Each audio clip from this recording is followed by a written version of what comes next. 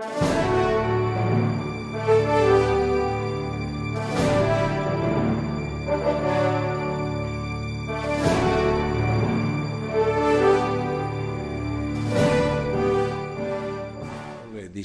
issued this subpoena. Okay. Ngayon, ang order ng court was for the clerk of court of the impeachment court to talk to them about this letter request. We're not saying that we're denying anything at all. Medyo na-advance yun lang ng konti yung kilos eh. One thing that we should clarify, Mr. President, is that idugtong lang natin dun sa in relation to the denial of a subpoena and invitation to a Supreme Court justice. It does not preclude you from inviting her. It is suggested that the prosecution invite Justice Sereno. That is the sentiment of the court. If I may, thank you po sa clarification. In that case, I just hope that the clerk of court of the Supreme Court cannot impose her decision on us. Pero if I may po, can I just say also, just a short manifestation Go po. ahead. I presume po na ang proposal ng Senado is for the prosecution to invite justices of the Supreme Court. Ang problema po namin dyan is may resolusyon ang Korte Suprema, February 14. Disagree po kami dyan. Para naman sa amin, sige, pagbigay pa natin yung deliberative aspect ng kanilang privilege. Pero ang testimony naman po sana ni Justice Sereno is not on the judicial deliberations, merely on the whether or not to grant the TRO. Hindi po yon. She's going to testify also po on the distortion as alleged by her in her dissent.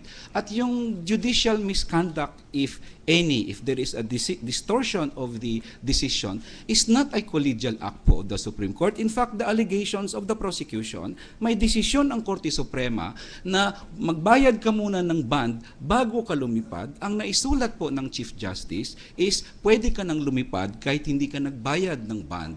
Yun lang po, ang distortion po na yan should not hide behind the cloak of confidentiality po. Pwede bang makapagtanong sa inyo ulit? Salamat po. Ngayon, meron kayong motion na dumating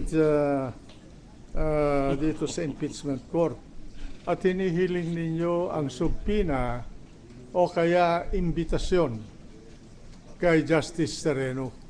Di ba? Tama po. Opo. Isusubpina po namin si Justice Sereno at hindi papayag, hindi pupunta rito at hindi magtetestigo. Kayo po ba ay inaasahan ninyo na i-contempt itong husgadong ito si Justice Sereno? Ako po, personally po, may tiwala ako na pag nasubpina si Justice Sereno, pupunta siya. Pero ganun pa man po, hindi namin alam yung tiwala po ninyo eh. Alam ko po. But we also invited, for example po, Representative Bolit Banal. He could have said no, he could have said yes. But the impeachment court asserted its authority. Whatever you say, this is the decision of the impeachment court. You are invited to come over.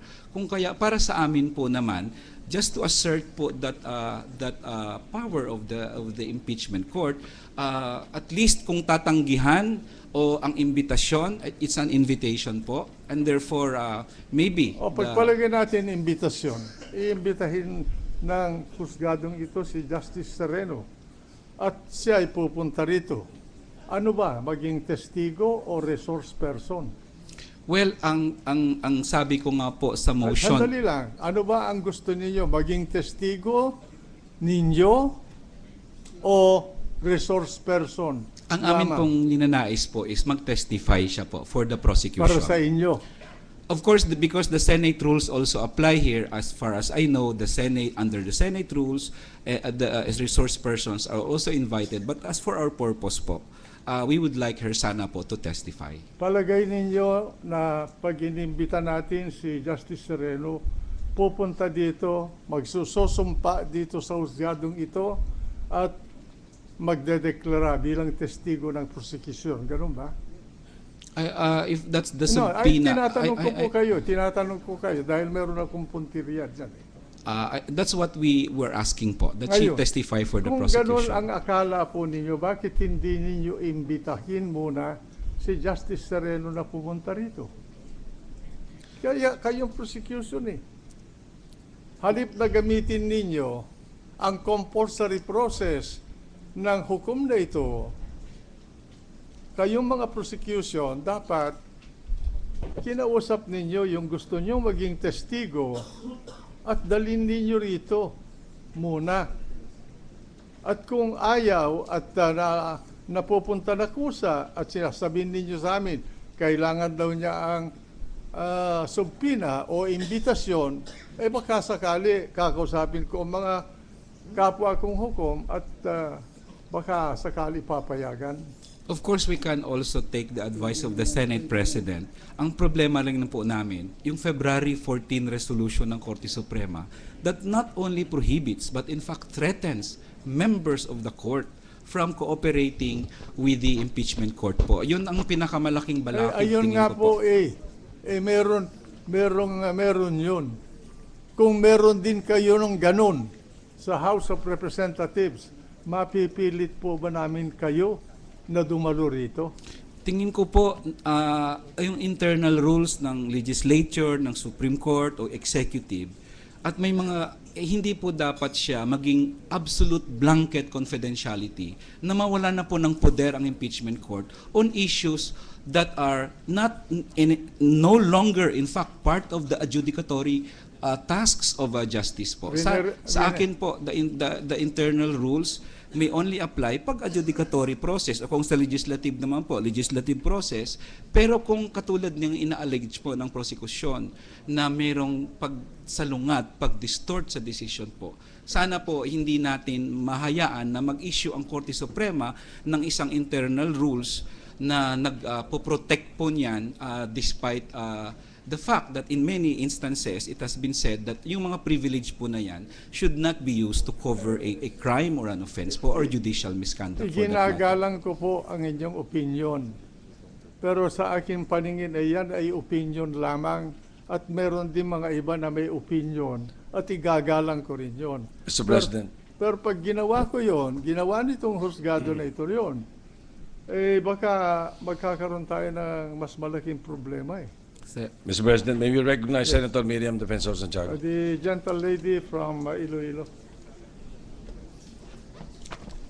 Mr. President, Council wants to place this impeachment court in a direct collision course with the Supreme Court.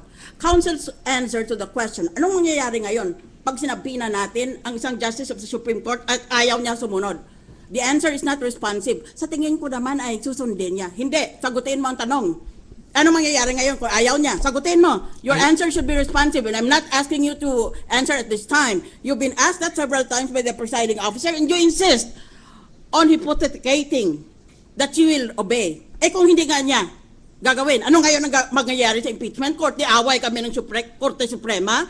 And will you assist us during that? Will you enlighten the public on what is the proper balance of power between an impeachment court and the Supreme Court?